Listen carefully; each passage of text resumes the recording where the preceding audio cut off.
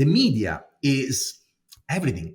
In this world we live in, I mean, the first media you can think of obviously is television, then printed media, then later on the digital media. But the reality is that today, if we create something interesting in a piece of packaging, you go to Walmart, you buy an interesting can that you didn't expect, limited edition inspired by the movie Back to the Future. Like, wow, I was not planning to buy Pepsi today, but I see this, I love it. By the way, let me take a picture and share it.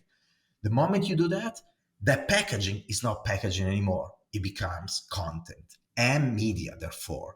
It becomes a piece of communication. The same if you go to a fashion show or a stadium and you live an experience, you take a picture, and all of a sudden, that thing is not just an event or it's not just packaging, is a media for a message. All right, just now you were hearing from Mauro Porcini. Mauro is the first ever chief design officer at PepsiCo.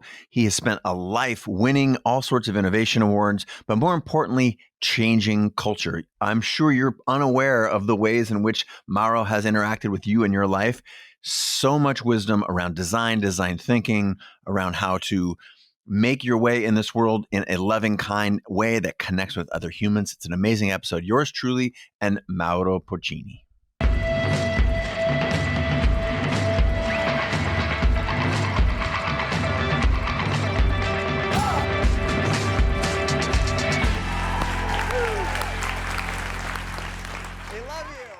Mauro, welcome to the show. Thanks so much for being here. Thanks for having me. It's really a pleasure. Well, new book, lifelong career, cool background. You got a great little pup walking around there. You're drinking ginger juice. It looks like everything is well in the world. Where are you coming from today? And that's the first question, so that we know where we can, orient you in time and space for those who are listening.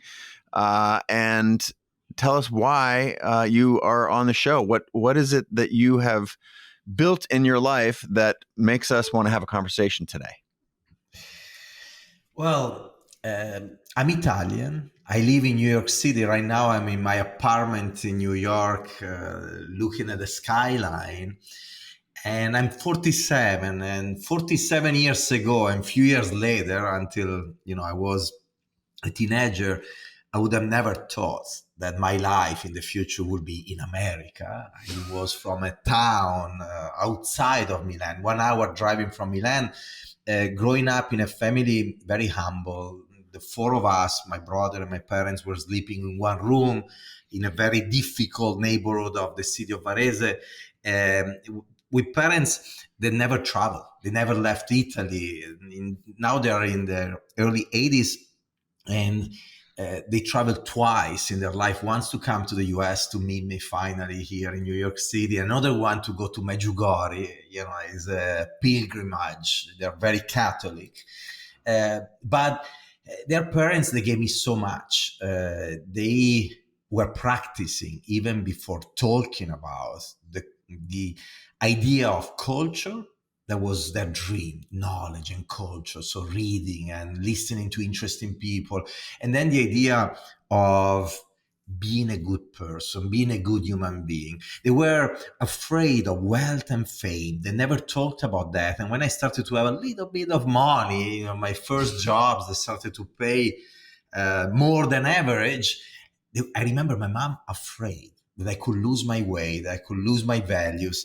This is the kind of family I came from. And you can imagine the giant gap there is between where I am today, in New York City, in this penthouse, and where I come from.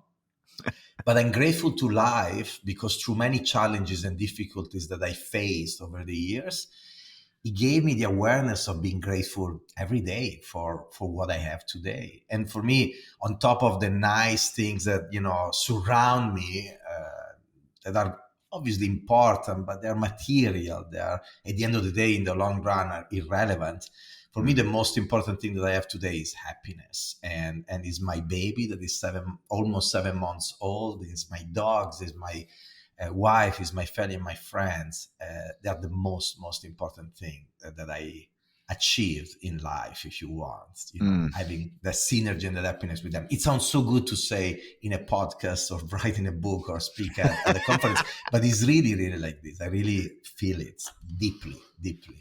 Well, I can feel it in just how you have expressed that. That's a beautiful picture that you've painted of growing up. I will now fill in a few details for those folks who are listening, and in that Mauro Porcini is Pepsi's first ever chief design officer and is responsible for more than 1,100 design and innovation awards, including Fortune's 40 Under 40, GQ Italia's 30. I mean, the list is long.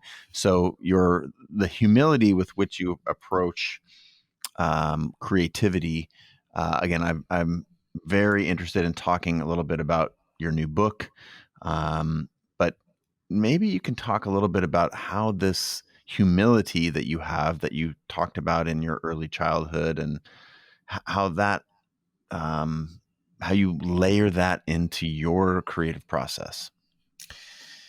Well, somehow, again, I go back to my parents. I always do, maybe because years ago, doing a little bit of analysis in a difficult moment of my life, I understood how you find so many answers in your childhood. So on one side, that humility somehow comes from them. I remember one episode in particular, and I was pretty young, and it stayed impressed in my mind because it was a sort of shock. I was playing in a playground, and there were my parents there, and there was, I never know how to call it, the monkey bars, the one where you Yeah. hang and you go. It's like a ladder, horizontal ladder. So here I have these monkey bars in front of me, and I want to go, but there is a kid that arrived before me, and he goes, and so he goes from one side of the monkey bar to the other. He finished, he goes out, and he's there. So I go next, I go all the way to the other side, and then I come back without, just turning while I'm still hanging, and I come back. And I did it just because I had the energy, I wanted to do it, and it was fun for me. I loved to do it, and I was trying to prove my limit, but to myself. So I get out of that, I start to walk away with my parents, and I see my mother pissed. She was angry, and she's like, I don't like that kind of behavior. I don't like what you just did. You wanted to humiliate the little boy. I mean, we were probably the same age, the other boy. Right. And so the shock comes from the fact that I had zero intention to do that. So imagine how painful it is for anybody, any age, but especially for a kid to be accused of something you didn't want to do. But I'm grateful of having, had that pain, because it made me remember that episode that probably was one of many, many, in which my parents were trying to educate me about the value of humbleness. Because in that case, it didn't happen. I didn't want to do it against the baby, but maybe there are other situations in which I was trying to show that I was, smarter or better or something. And so that idea that is not okay came from them. So that has been very important from the beginning. But then later on, life gave me so many more lessons, and I realized the incredible value of humbleness. And so even when intuitively you are like, okay, I know I reach, a lot of knowledge, and I reach a title and a position, and I have now experience, reminding yourself that you will never know enough. There was always opportunity to learn more and to grow. Reminding yourself that we're dust in the universe, that what we know is really essentially nothing compared to the amount of knowledge that is out there.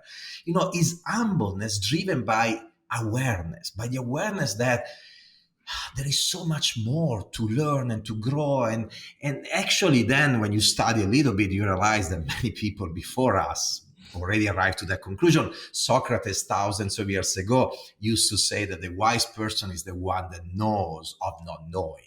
And there is so much truth there. And a city like New York, by the way, helps you even more in this. I come from the province, where you do a little bit in life and you're like, wow, now I'm the king of the town, and you're going to show it to everybody. And then here you arrive in New York and you're surrounded by thousands of people that did amazing things in life, in any kind of field, in finance, in television, in design, in any field. So, this is a city they push you to be humble because you meet so many interesting people, and you always know that even if you have no clue who is the person in front of you, this person could be smarter than you, more beautiful than you, more rich than you, more anything than you. And so, by definition, you step back. You're like, okay, let me be more humble. It's even more convenient. But I share a few stories with you. But there are many reasons why humbleness is both an ethical value that we should have, but is also an amazing driver to push you to grow and learn more and understand that you don't know everything, and actually you should have the confidence of letting people around you helping you and surrounding you people with diverse thinking and more knowledge, and people that in a way or the other can add value, can help you fill in your gap, is the best thing you can do for yourself, is the best gift you can give to yourself, to your team, to your company, and to society. I do want to go. Thank you for that. First of all, I do want to also go into this idea that the collaboration, the collaborative spirit that has that is a huge part of any creative endeavor, right? We often there's one person whose name's on the album or whatever, Taylor Swift, and yet there are so many people that come together to make that. So I want to cover this idea of creativity, but I want to first, um, in pulling on that sort of thread of team and what I shared in on the backside of your intro, that you are the chief design officer at Pepsi. And I want to ask the question that a lot of people, I think, who are listening are like, amazing. Wow, this guy has achieved so much.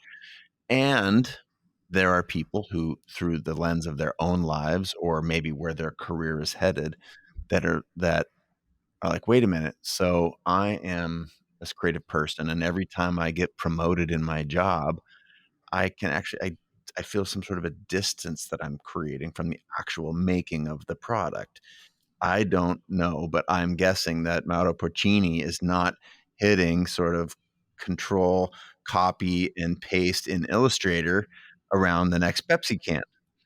And so as I you don't. become, or as all of us become more, you know, uh, further along in our personal journey and our professional and our career, there is this competing idea that we have to actually we get further away from the process and the actual creativity. So help us understand how that's what you believe about that, if it's true or not true, or and B, in a corporate environment, how much room is there actually for all this creativity that you spent your whole life, from being infused with your parents, very, very early age, to now? Like, how do you bring all that creativity to bear in a world where you're like working for a, Fortune 500 company?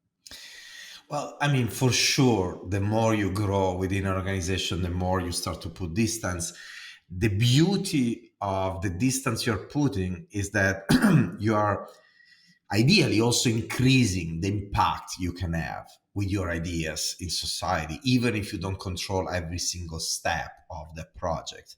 And probably if you're growing within an organization, an agency, a company, there is a high probability that instead of running just one project, you start to run 5 or 10 or 20 or 100 or 1,000 projects. So again, if you're driven by the impact of ideas, even if you don't work on the details of those ideas, there is so much creativity in driving that. That's the first thing. The second, though, is that if you study design, like in my case, and I was an industrial designer, and then I discovered very early on the world of brand design and graphic design and all these dimensions. I did a thesis on wearable technologies. My first agency was working in digital. So I'm in love with all these different things. And at the beginning, I was doing it. I was coding. I was designing in 3D. I was doing typography and graphic, in the different jobs I had in the first few years. If you love that, you miss that, in your journey. And so what I try to do, even though I'm not there in front of a software to design the details of that can or that product, I try to pick a few projects where I am really heavily involved. Not as a CDO of a company, but more like eventually a manager, maybe not a designer, because again, I'm not there anymore. Uh, with the software, but I may sketch on a pad. I may uh, ask people to translate that idea in something, and then when I see the first rendering, I start to modify it.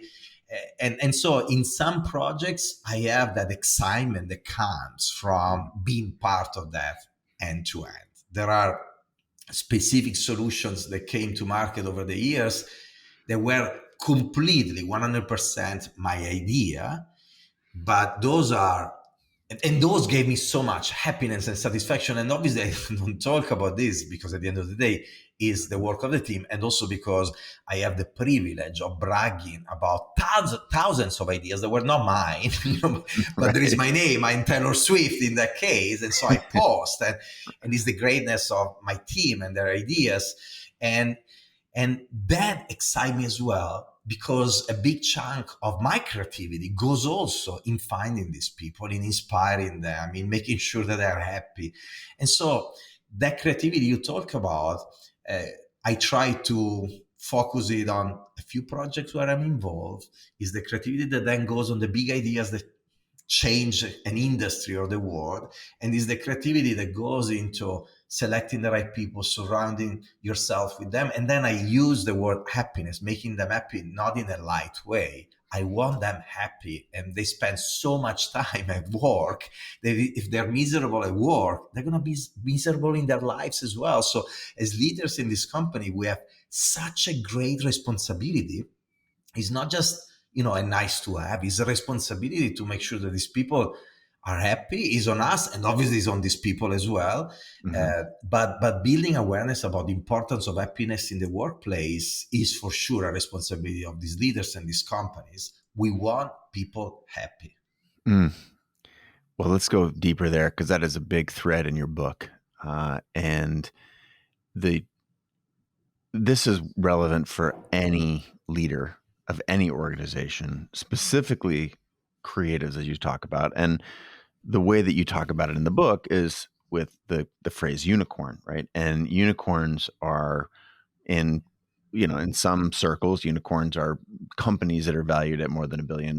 For this focus, however, you're talking about the people that you get to work with. And so whether these are people, and this is, again, I'm speaking to anyone who's within a company and is and managing someone, or as a solopreneur and you're managing the creative collaborators, for example, because that is also very relevant. Talk to me about this, the idea of finding unicorns in other genius loving, creative, happy people. Well, this idea of the unicorns started many years ago. I was still in my previous company in 3M, from the observation of what was happening in my life while I was trying to build a new design capability in a big corporation. Uh, Essentially, here I am. I arrived in 3M, and I read so many books about design and design innovation. And obviously, fresh of school, even if I had a few years of experience with my agency and with another company, but I was still fresh with those ideas of what you learn at school. And I had the possibility to bring in also very famous designers, and mostly big design agencies, big Mhm. names of the design world. And everybody in books, conferences, design firms, they will come in and sell you tools and methodologies. Buy this book because it's going to teach you how to do design in the best possible way. Hire my firm because my firm has all these processes and these tools and is the best. And so, yes, I believed in that. And I started to build within 3M those kind of tools and ways of working and processes. And I started to run a series of projects with these, dozens of them, and then hundreds of them. And then you look back, I started to look back, and I realized that some were going very well and some others were not, were failing miserably. And then I was like, how is it possible? I need to improve the tools, so maybe change the agency. And again, some were working and some were not. Some projects were succeeding, some were failing. And at a certain point, I realized the obvious. It was all about the people assigned to those projects. So I could go with to a big design firm with hundreds of designers, and they will sell you their methodology, their tool, and their successes with other companies. But at the end of the day, it all depended on who was the person assigned to my projects. That person, those few person in the team, The right one were really helping us. The wrong one were not. The same in my own team, in the design team in 3M, in R&D, in marketing. I had the right people, great. The wrong people, projects were going in the wrong direction. So at a certain point, I was like, wow, everybody talks about everything else, but they don't talk about what are the key characteristics that make the difference, in these projects. How these people think, how they observe reality. Do they have the courage to push things against any kind of challenge and roadblock? They have the right resilience. They have the curiosity to grow and learn. They have the ability to go all the way to market, understand end users, understand the variables of the business, and so on and so forth. So I decided to put these characteristics in a list many years ago in 3M. I gave it to my recruiters and the HR team, and I told them, this is the filter to find the people who are going to work with us. And then this list became a paper for the Design Management Institute review. On purpose, I wanted these traits to be public as much as possible, so that people interested to join our teams could read about them. And then I used them in the past 12, 13 years to filter the people I was working with, to become a compass for myself, to grow myself, and also the people that surround me outside of the design team, to understand who are the right partners, what they call the co-conspirators. Some of these traits are more obvious than others. For instance, the ability to think big, to dream. And we are all born with that kind of ability. As children, we are born with that ability to fantasize, to dream. And then at a certain point, the world tells us that dreaming is childish. It's not okay that adults don't dream. And yet we go to college, we get out of school, and we still dream, and we go to these companies and we try to change the world, or we try to do it through our agencies, our startups. But then society push back. They try to normalize. They don't want us to dream too much. Society loves the norm. Society doesn't want people to dream too much because you don't control anymore people if they start to go in all kind of directions. You want army of people that comply, that behaves on the basis of specific norms and standards. Society loves the standards, the same mold. And yet there are some people that keep dreaming. They go to these companies, then they meet supervisors, CEOs, and business leaders that tell them, how arrogant are you to think that you can change this company, you can change this brand, you can change this industry. And then at a certain point, we start to believe them. Yes, maybe I'm arrogant. I can't. They're right. So dream. But that's not enough. You need to be able to dream and then to learn things, to make things happen, to compromise, to take trade-offs. Trade-offs and compromises are okay in the journey to achieve your dream. And so people that understand how to combine the two dimensions, they're not easy to find. In fact, if you look in many industries, for instance, the world of fashion, often you have the creative dreamer and the pragmatic entrepreneurs that make things happen. You see these couples so many times. So it could happen in one person, it could happen by blending people in the right way in a team. But again, these are more obvious kind of characteristics. There are others that are less obvious. The power of curiosity, the power of kindness, the power of optimism, respect, resilience, and a variety of different characteristics. Some of them, like kindness, in the business world, they actually told us so many times the kindness is weakness, that you shouldn't be kind. You should be a little bit tough. In reality, instead, in my journey, I found in these traits such a competitive advantage for our teams to really change the game.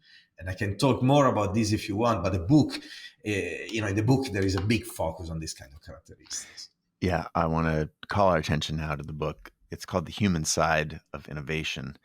And in reading the book, I want to talk early on. You talk about this dreaming part, and you put that just a moment ago in the context of, who are you to think that you can, fill in the blank, change this company, this industry, this whatever. And I was inspired by that in part because we do hear so much about, there's this juxtaposition of, think big but stay realistic, and stand out but fit in. And I'm hoping that you can help us understand these dichotomies and what you would coach some creator who's listening to this show or watching this show right now. What would you give to someone that's stuck in this paradox? Like, how do I dream big yet not, come across as arrogant? Or how do I, stand out and not make all my teammates feel uncomfortable that this is somehow about me instead of the work? Or we're caught in this paradox. And I'm wondering, aside from assigning us to read the entire book, which is beautiful, by the way, it's also incredibly well designed, as one would imagine. But give us some advice. Well, let's talk about this idea of standing out and fitting in that can be applied to many different things. Is yourself, is your culture, is what you're trying to push. I think the secret is to find the right balance between the different dimensions. Let me give you a few examples. If you think, for instance, about us as designers within a business world, what we need to do is to make sure that the business world understand and appreciate our diversity of thinking, creative thinking. They call us, they're hiring you in a company or as an agency because they want that diversity of thinking. But if the diversity of thinking is too extreme, they won't be able to understand you. They won't be able to leverage you. And so you need to understand how to build the right balance. And there are a variety of different things that you can do. For instance, I will push creativity to the extreme and use words like love in a boardroom and and emotions and curiosity and all these things, also to describe products and projects and brands. But then in the same conversation, I will blend it with words that they understand, that are clear to them. And I will try to build a bridge. For instance, how you connect love and return on investment on a specific project, or kindness and productivity, uh, and shocking them, because here they are, they expect just the creative guy, and then you can talk business, you can talk market share and profit, and so all of a sudden they're like, wow, we're getting the creativity we want that is complementary to what we know already as an organization, as a company. But this person is able to translate what he's talking about in something that makes sense for us. Too many times we are Japanese talking to Italians in Japanese and they don't understand us. And so finding a language that can, as a Japanese, learning a little bit of Italian enough to, mix the Japanese exotic cool words with words in Italian that make you, people understand you, is important. And then next day you're in front of the Americans, you need to talk their language. And then the day after you're in front of the Brazilians. And the Brazilians, the American and Japanese are maybe the business leaders of different parts of the organization. Maybe is the marketing counterpart, finance, and then engineering, and then the digital team and IT. And you need to change all the time your language, but still delivering the integrity of your disruptive idea. Another very simple technique that came to mind, studying the word of semiotic already back at school and then falling in love with the word and always reminding the power of semiotic, is the way we dress. I always told my team, obviously they're free to do whatever they want, but something that worked for me over the years. When I am, in the company in general, I try to have an attire that somehow remind the world of business. Maybe a jacket, or you have something that is familiar to these business leaders. And then you have a touch of craziness. In my case, is the crazy shoes. That I collect shoes and everything. That kind of outfit change also on the base of the situation. For instance, if I am in front of an executive committee and I'm there asking hundreds of millions of dollars for an investment and with high risk, I'm going to try to be more, serious in the way I dress, so that I implicitly create more confidence. And it's literally, this is branding, right? Or it's design, whatever. But when I am at the World Business Forum in front of thousands of CEOs talking about creativity, I go wild. I go with loud jackets, and because there the credibility comes from my position and the fact that I'm on the stage, and I want to celebrate that creativity to the extreme. These people need to be inspired. So right there, I'm managing my language, the code, what in semiotic we would call the code of my communication to build meaning, to emphasize the creativity and inspiration that is part of the meaning in the specific context. These are two examples. I have many more, but always trying to balance in a very conscious way. And by the way, this is design thinking in action. This is about empathy. This is about understanding the people you have in front of you and understanding how to excite them, but in the meantime, reassure them as well. Yes. And two things of note. GQ Italia's top 30 well-dressed men. You're listening to him right now or watching him. So take a cue or two of fashion. I also want to retrace, for those that didn't catch the word, semiotics, right? This is the study of signs and symbols. So understanding how and when to leverage that. You gave the example of standing on stage at the World Economic Forum and in front of a bunch of CEOs. You need to sort of use yourself as a sign and symbol, as fashion, and identifying with creativity. I think there's so much wisdom, and is it as simple as knowing your audience? Is it knowing the people that you're creating for in that moment? Is it as simple as that? Look, going even beyond semiotic, understanding the key components of language and communication. I think it was in the 50s, Jacobson defined the key component of the creation of meaning. And so essentially, I studied this at school, and again, it helped me so much in everything I did all my life. The first is the sender. You have somebody sending a message. Then there is the message. You have the receiver, that is the audience. Then you have the code, the media, the context, and the noises. So every kind of communication is defined by this component.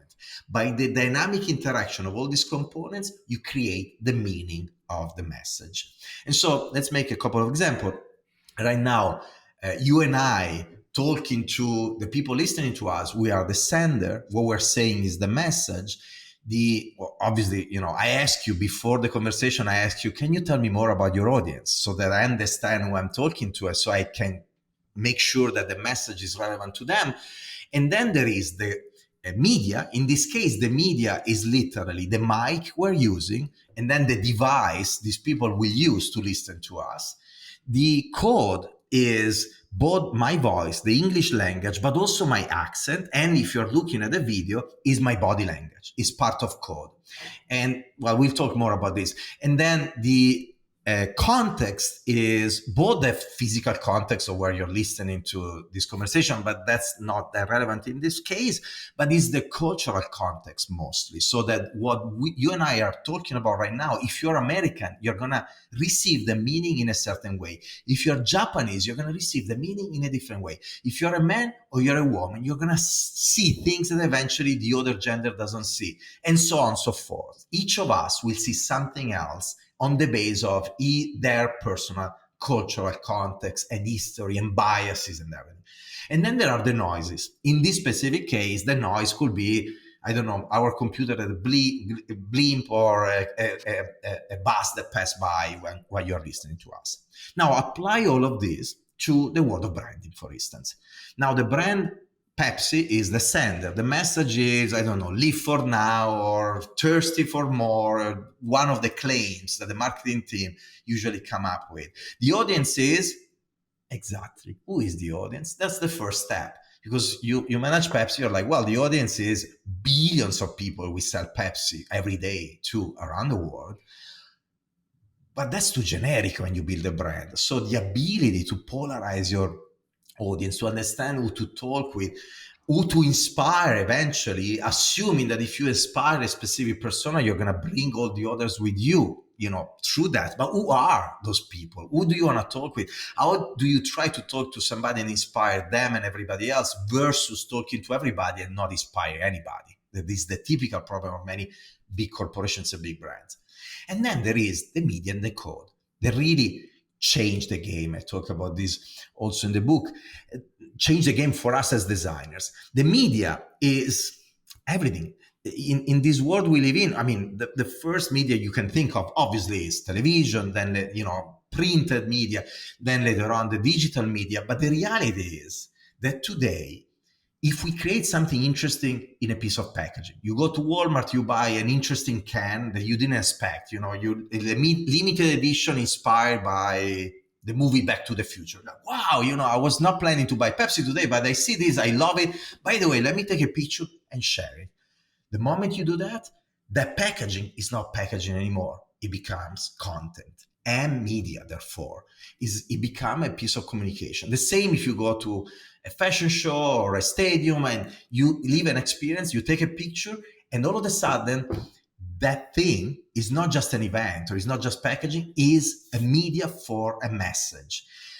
The code is what you say. So it obviously is about choosing words in a careful way so that you can communicate to those people in a powerful way. But more and more, and this is what changed the game for us designers, the code is visual. Because while in the past, the code was what you were doing in television, essentially, and so this was dominated by marketing. Today, if you communicate in social media, in Instagram, in TikTok, or if you do things in store, in retail, in the food service channel in our case, at the fashion show, at the stadium, so all of this is visual code. You take pictures, you share with the world, and it's so powerful. And then the context, again, is the cultural context. And the noise is maybe I do something as Pepsi and then Coke does something opposite to what I'm doing and change completely the meaning of, what I was trying to say. So the noise is the competitor. Now, an example I made in the book is think about the presidents of the United States. Think about Obama. I remember when Obama won the elections the first time, I was still living in Italy, but I had a team in the United States, a team of multiple young adults. And I remember calling them the morning after the election and they were all that tired. I was like, why are you tired? Well, we've been celebrating all night. Wow, you have been celebrating all night. So you're all supporter of Obama. What is the key part of the program of Obama that you really love? And they tell you, most of the people were confused. They had no idea what to answer.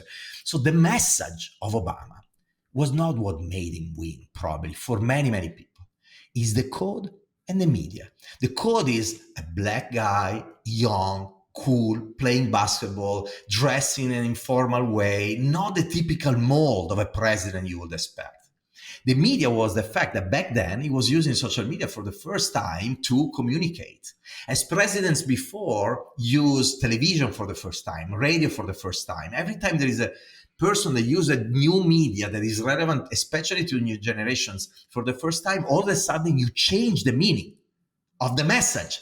And so he won because whatever he was saying, what was relevant, it was how he was saying, the media and the code. The same happened for Trump. The way he used Twitter and other social media in a totally unconventional way for presidents. The words they were using, the way he was using those words, the face, the body language, the expressions, he resonated to the people he wanted to talk with through code and media, not just the message. So this is very interesting to understand that power, because if we do, as creative, as designers, as people that are selling their services to companies, either because you work in a company or you work for a company through your agency, you learn what to sell to them. You tell them that you, building the brand, building the campaign, should stop focusing just on the message. It should understand the power of the code. And therefore, me as a designer, I can help you so much because I master the visual language of these brands. This is what I do. And even though 20 years ago, eventually this was less relevant because you had television, today, where you need to build people to reach people wherever they are 24/7 through experiences and transform them in the ambassadors of your brands and people that take pictures and videos and share them with the world in an authentic way, well, the code of everything you do, of every touch point of the brand, assume a value that never had before. And again, using their language, You should tell a marketer or a business leader, your packaging, your fleet, if you have a brand that has a fleet, don't look at that as an investment in assets. Look at that as content. But that's content exclusively. So if you do something so unique, so meaningful, so relevant to the people you're communicating to, that you push them to take the phone, take a picture, and share it with the rest of the world. In the book, I talk about the DOS, discovering, owning, sharing. It's the moment where you are walking in the street and the truck of Cheetos pass by with Chester Cheetah attached to the side of the truck that is almost flying away, and you're like, "Wow, I didn't expect that." Usually, you have the logo of the brand there. That's fun. I take a picture and I share it with the rest of the world. And you go to a store to buy a series of things, and you get excited by something you didn't expect. That's the discovering phase. When you discover something you don't expect, you own it. You think, "Oh, I know this," and other people don't. When you've had that feeling of excitement, you take your phone and you share it with the rest of the world in social media, or maybe in a call or in a conversation with your friends later on. Mm. There's so much wisdom in there. I want to underscore something you said around this visual nature that the world is now. And I'm a lifelong photographer, and that was my original sort of foundation. And I have come to understand, also very, very early proponent of mobile photography, long before it was seen as relevant. And I believe that photography is a universal language. There are 7,106 languages on the planet. You talked about, the relationship between speaking Japanese or English or Italian or whatever. And yet, visual proficiency for the people who are listening, the ability, if you've watched a 14-year-old communicate with their friends, the words are few, the pictures are many, right? This idea, if I had to learn even 20 languages and need to say, "I love you, I'm sorry, will you help me?" That's a lifelong endeavor to try and learn all the words in 10 different languages. But if I can show you a picture of a new mother with an infant baby, everybody understands that immediately and intuitively for a human. So for the photographers out there, and for people who are wondering if photography, or if the ability to communicate creatively is at the core of the future of the human experience, obviously you have to understand that this is true. And to that end, Well, actually, if I please, yeah, can, a please, small yes. thought when you were talking. So photography has been always powerful, but in the past, you were, as a company, you were building brands through, again, television, and then you were going to the store, and there was the moment of reinforcement, reassurance, recalling of what you saw in television. You're like, "Oh, I know that brand, I'm going to buy it, I love that brand."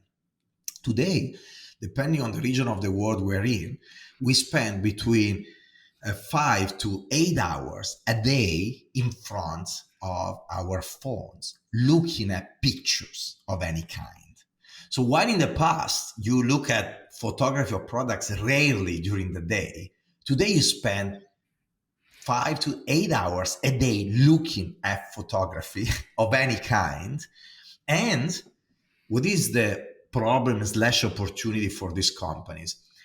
Because we people are bombarded by new photo, new pictures, new images all the time, there are two things that need to happen. One, the photography needs to be very impactful. It needs to talk to people quickly, in an instant. And that's why, by the way, photography is more important than writing. This is why from Instagram all the way to TikTok, that is photography in motion, is very short videos.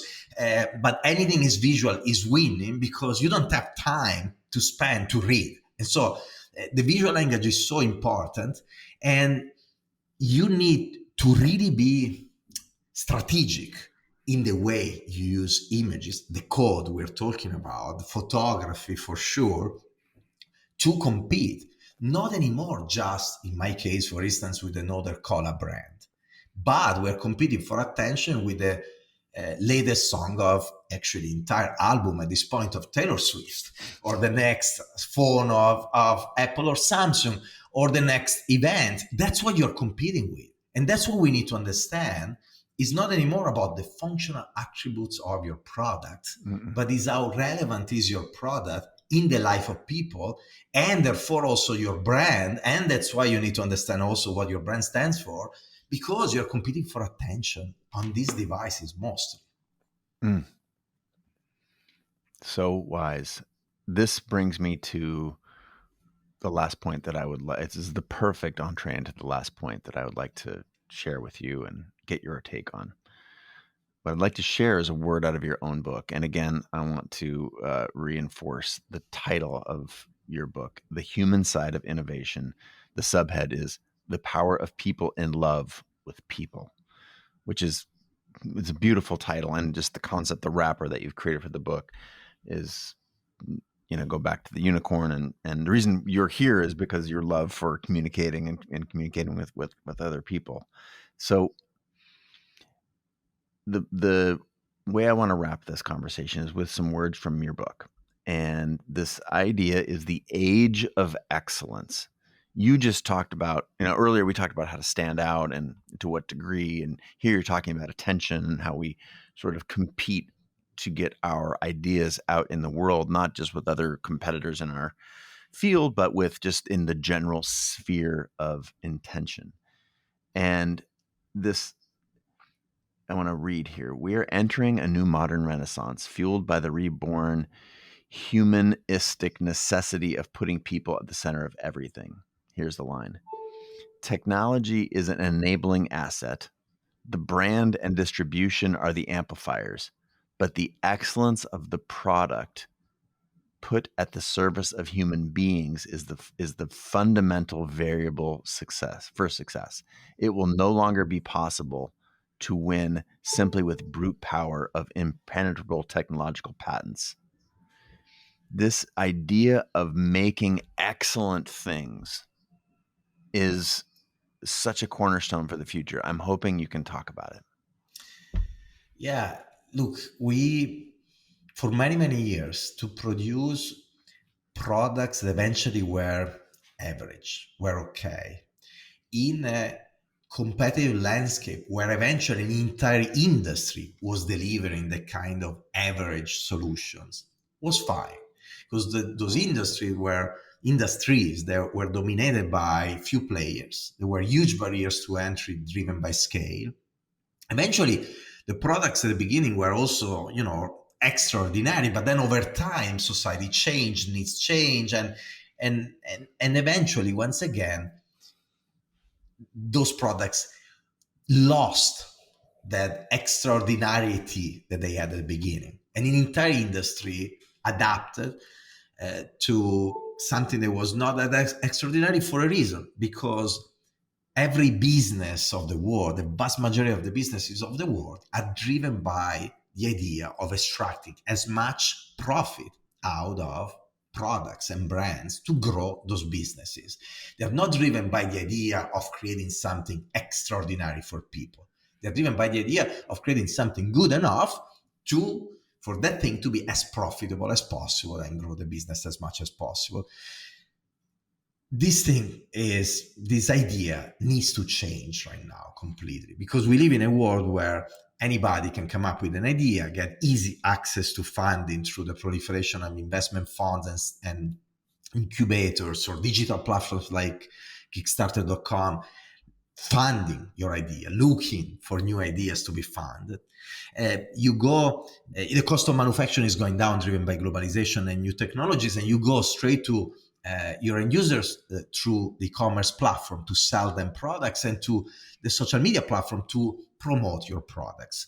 So in all these areas, these companies were building their barriers to entry, made of scale of production, distribution, and communication.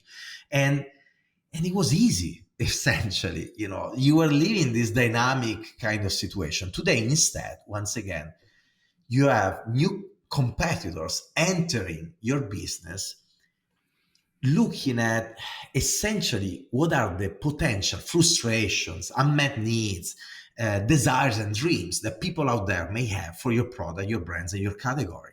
And if there is one area that you're not where you're not extraordinary, that's exactly where they will enter. As an example, you may have a great product and a good brand, but the service is not great.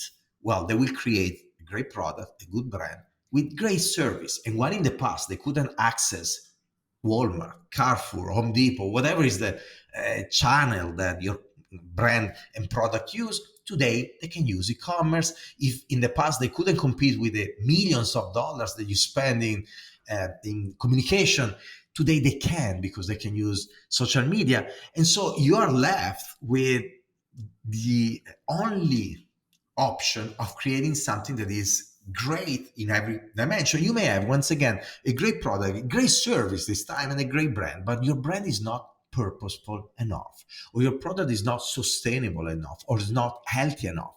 They will enter exactly there. This is what happened with Uber disrupting the transportation industry, with Airbnb disrupting the hospitality industry.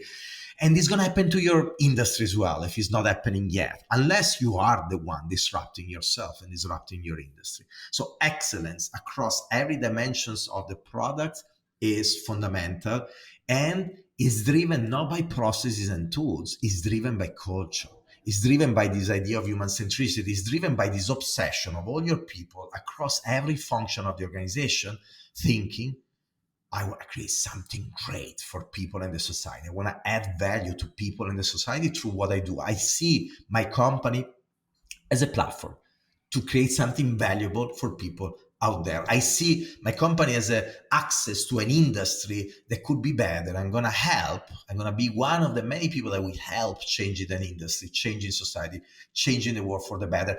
And it seems ambitious and arrogant maybe for somebody, but the reality is that if everybody think in the way, millions of people, billions of people think in the way, then we can easily change the world. But if we don't start in our scale with the little that we control to think that we can change the world, then nothing is ever going to happen. Mauro, thank you so much for being with us. Thank you for sharing the secret to creating life-changing innovations, one little pixel, one little atom at a time, putting that human need at the center of everything. Thank you for being a guest on the show. Congratulations on the new book, on all the recent attention and design awards. It's been a treat to get to speak with you. And is there anywhere else you would steer us besides the book? Anything else you want us to direct our attention to?